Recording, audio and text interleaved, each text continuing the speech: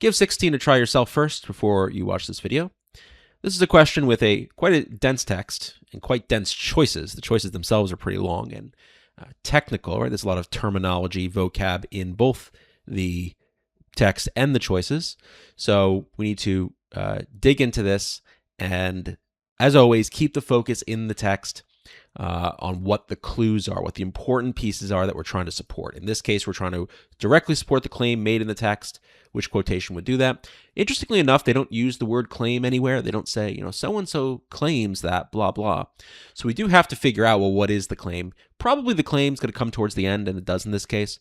But first, let's read the text. Let's try to figure out the claim, identify the pieces that are going to be most important that our choices have to satisfy, and then we'll analyze the choices. So in this culture, Ika, sand paintings, are created and then erased as part of a sacred healing ceremonies lasting no more than a few days. But this chanter, healer, cultural guide, Fred Stevens, developed fixatives to preserve desacralized sand paintings. While on a U.S.-sponsored cultural ambassadorial trip in Europe and the Americas in the 60s, Stevens produced several such sand paintings and gave them to cultural institutions.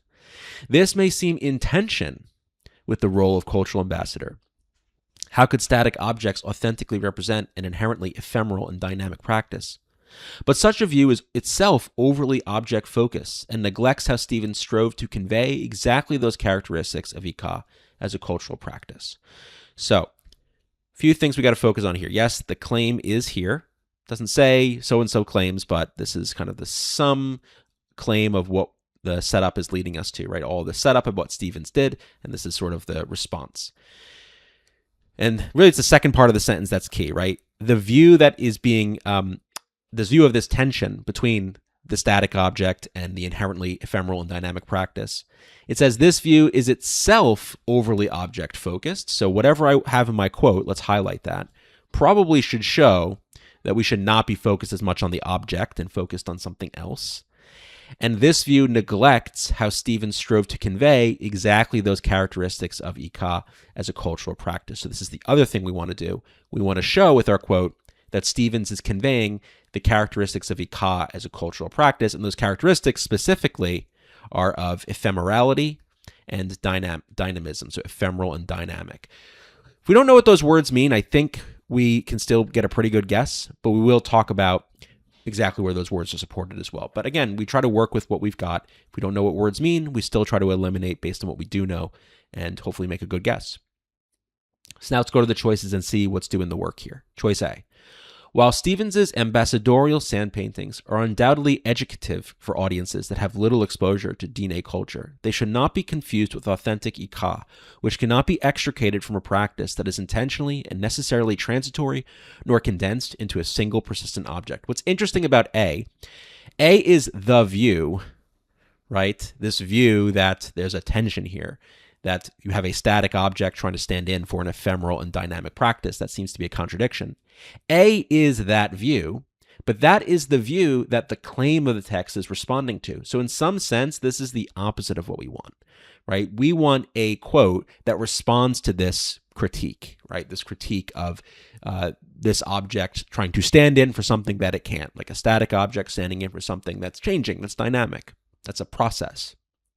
So A is the opposite of what we want. It is supporting the view, but ultimately we want something that is basically going against that view. So for that reason, we get rid of A. B, the most compelling way to reconcile the apparent tension, between the temporary and performative nature of Ika and the persistent and static nature of Stevens's ambassadorial sand painting. So far, this seems to be attempting to respond to the view. So, better than A so far. Is to recognize that Stevens was an ambassador not only of Diné culture, but of a U.S. art culture that tended to value permanent works over ephemeral ones. So now we've got some problems. We're bringing in something kind of random out of nowhere that's not relevant to the text, the idea of U.S. art culture. Yes, he's U.S. sponsored, but U.S. art culture doesn't come up here. Talking about U.S. art culture valuing permanent works over ephemeral ones is not doing the work of showing how his sand paintings, these artifacts he's created, are not the object themselves are important. It's rather what they represent as stand-ins for Ika as a cultural practice. Like B is just missing what the claim is ultimately, and it's bringing in something just kind of random out of nowhere. We have to be careful with choices that bring in something that the text never discusses, a distinction the text never makes, an idea the text never discusses. Not that they're always wrong, but it's usually a bad sign, and it is in this case. How about C? Stevens's ambassadorial sand paintings are best understood not as self-contained objects. So right away, I like this because notice we're saying, look, we shouldn't really understand these paintings as self-contained objects, right? The view we're attacking is itself overly object-focused. So this quote should not be object-focused. It really shouldn't focus on the sand painting as object. But as reminders of the public creations of the sand paintings, during which Stevens conducted appropriate Ika rituals and encouraged viewers to closely track his movements and subtle shifts in the sand throughout the process. So this is the second part of what we were looking for, right? We don't really care as much about these as objects, but rather as reminders of ultimately a process, right? And this is where we get into those words ephemeral and dynamic. You may know what dynamic means, which is like changing, right? So a process, something that happens over time, is dynamic. And so we are focusing on more of this sand painting as a stand-in for a dynamic process, for the process of the creation of this via these rituals and via this almost participatory role that viewers played where they would closely track his movements and so on, right? It's standing in for that process. And when we think of the word ephemeral, like at this point, we're probably pretty confident that C is right. But you might be wondering, what about this word ephemeral? Ephemeral basically means transitory, here 1 minute, gone the next, right? Something that doesn't last. And again, when he's going through this ritual, there's no permanence to it. It doesn't last. It's transitory. It's ephemeral. So by focusing on this object really as a stand-in or a reminder of a process that was once there but is now gone, in other words, it's ephemeral, and it's a process that's dynamic, right? That people were kind of watching at the time that was changing. All this is leading us to say, you know what? C is doing a good job of what we want. So let's hold C. It's going to be right, but let's check D.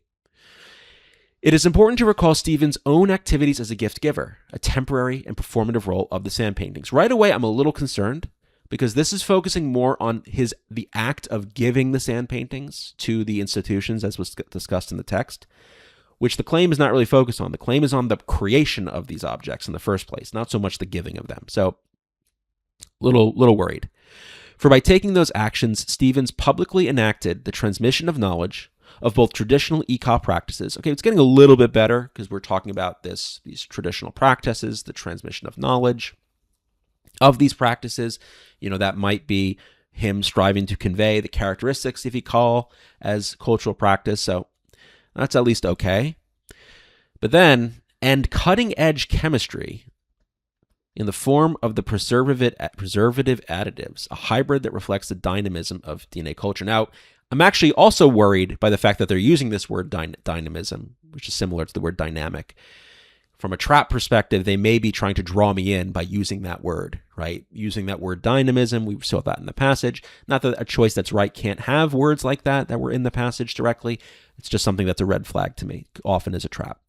So going back a little bit, that cutting-edge chemistry, the preservative additive, again, like with choice B, not quite sure where that's coming from. They talked about he developed fixatives to preserve these paintings, but it's not really in the claim. The claim is not talking about cutting-edge chemistry that seems to cut against, so to speak, the point of this, which is this traditional practice of creating this sand painting and what that practice represents and its characteristics.